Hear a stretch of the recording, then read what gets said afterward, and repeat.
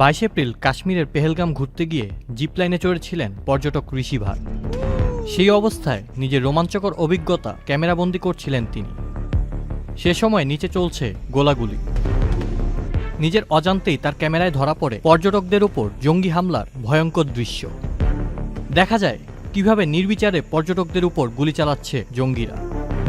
তার ক্যামেরায় ধারণকৃত ভিডিওটি ছড়িয়ে পড়েছে সামাজিক যোগাযোগ মাধ্যমে। ভাইরাল সেই ভিডিওতে দেখা গিয়েছে পেহেলগাম ঘুরতে গিয়ে জিপলাইনে চড়ছেন ঋষি।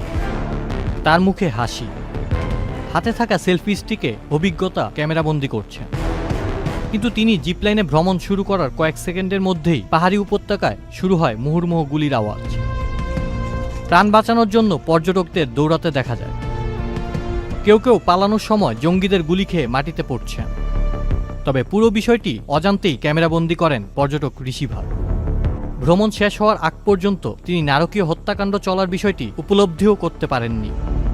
ভাইরাল হওয়ার পর ভারতীয় গণমাধ্যম ANI-কে দেওয়া সাক্ষাৎকারে সেদিনের ভয়াবহতা তুলে ধরেন গুজরাটের আহমেদাবাদের এই বাসিন্দা।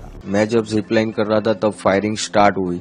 अराउंड 4 से 5 बार गोलियां चल गई। तब 20 सेकंड तक तो मुझे मालूम नहीं था, मैं मेरी मस्ती में जिप लाइन के अंदर था। 22 এপ্রিল হামলার ঘটনাটি যখন ঘটে তখন পরিবার নিয়ে পেহেলগামে গিয়েছিলেন ঋষি ভাট। 5-6 জনকে গুলি করতে দেখেছেন তিনি। ঘটনার ভয়াবহতা বুঝতে পেরে ঋষি ল্যান্ডিংয়ের সময় দ্রুত বেল্ট খুলে নেমে পড়েন এবং স্ত্রী ও ছেলেকে নিয়ে দৌড়াতে শুরু করেন। তিনি আরও বলেন, একটা গর্তের মতো জায়গায় তারা লুকিয়ে থাকে যেন হামলাকারীরা তাদের খুঁজে না পায়। मेरी वाइफ और लड़का नीचे चिल्ला रहे थे।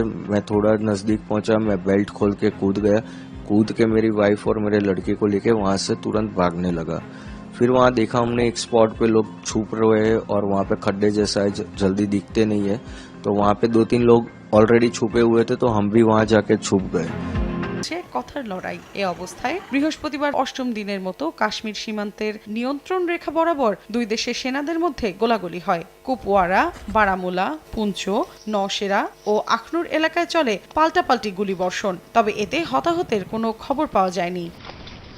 চলমান উত্তেজনাময় পরিস্থিতিতে ভারতকে হুঁশিয়ারি দিয়েছেন পাকিস্তানের সেনাপ্রধান জেনারেল আসিম মনির। বলেন, ভারতের যে কোনো সামরিক দুঃসাহসের জবাব শক্তভাবে দেয়া হবে। জবাবে ভারতের প্রতিরক্ষা মন্ত্রী রাজনাথ সিং বলেছেন, সন্ত্রাসবাদকে মদদ, প্রশিক্ষণ ও অর্থ যোগানের পুরনো ইতিহাস রয়েছে পাকিস্তানের। এর আগে কাশ্মীরের হামলার ঘটনায় জড়িতদের প্রতি কড়া বার্তা দিয়েছেন দেশটির স্বরাষ্ট্রমন্ত্রী অমিত শাহ। বলেন, হামলার সঙ্গে যুক্ত সবাইকে খুঁজে বের করা হবে এবং কাউকেই ছাড় দেওয়া হবে না। পর্যটকদের ওপর হামলাকারী 4 সন্ত্রাসী এখনো দক্ষিণ কাশ্মীরের জঙ্গলেই লুকিয়ে আছে বলে ধারণা করছে ভারতের জাতীয় তদন্তকারী সংস্থা NIA। শুক্রবার এক প্রতিবেদনে এ তথ্য জানায় আনন্দবাজার পত্রিকা।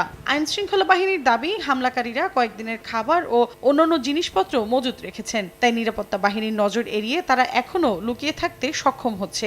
একই সঙ্গে তারা যোগাযোগের জন্য এমন সরঞ্জাম ব্যবহার করছে যেখানে সিম কার্ড নেই। সেজন্য তাদের গতিবিধি বা কথোপকথন ট্র্যাক করা সম্ভব হচ্ছে না। কূটনৈতিকভাবেও ভারত পাকিস্তান উত্তেজনা তুঙ্গে। কাশ্মীরে ভারতের নীতির ব্যর্থতার দায় পাকিস্তানের ঘাড়ে চাপানোর চেষ্টা চলছে বলে অভিযোগ করেছেন যুক্তরাষ্ট্রে নিযুক্ত পাকিস্তানের রাষ্ট্রদূত রিজওয়ান সাইদ শেখ। মার্কিন টিভি চ্যানেলকে দেয়া এক সাক্ষাৎকারে তিনি বলেন, পাকিস্তান শান্তি চায়, তবে সেই মনোভাবকে দুর্বলতা ভাবা ভুল হবে। সন্ত্রাসী হামলার ঘটনায় ভারত কোনো প্রমাণ পেশ করেনি। নিয়ন্ত্রণ রেখায় গোলাগুলির ঘটনায় ভারতের পক্ষে সাফাই গিয়েছেন মার্কিন প্রতিরক্ষা মন্ত্রী পিট হেগসেথ। বলেছেন, আত্মরক্ষার অধিকার রয়েছে নয়াদিল্লির। সেই সঙ্গে যুক্তরাষ্ট্র ভারতের পাশে থাকবে বলেও জানান হেগসেথ। মৌসুমী সাথী, সময় সংবাদ।